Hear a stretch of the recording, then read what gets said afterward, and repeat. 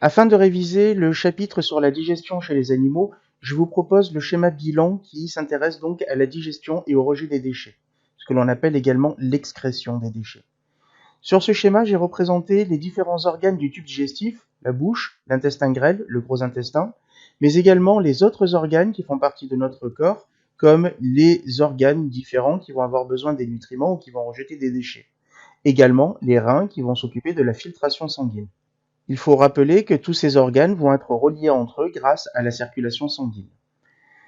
Les aliments que l'on met dans notre bouche vont commencer par subir des transformations mécaniques grâce au broyage des dents, c'est ce qu'on appelle donc des transformations mécaniques, mais nous avons vu aussi qu'ils subissaient des transformations chimiques grâce à l'action des sucs digestifs fabriqués par les glandes digestives comme le foie, le pancréas, l'estomac et ainsi de suite. Cela nous permet donc d'obtenir des nutriments qui sont des éléments de petite taille qui vont pouvoir passer dans la circulation sanguine au niveau de l'intestin grêle, c'est ce que l'on appelle l'absorption intestinale des nutriments.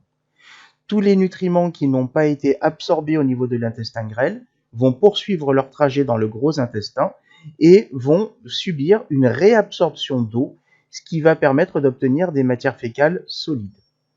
Toute l'eau et les nutriments vont se retrouver donc dans la circulation sanguine, alimenter les organes qui ont besoin des différents nutriments, comme des protéines, des glucides, des lipides, des sels minéraux et ainsi de suite.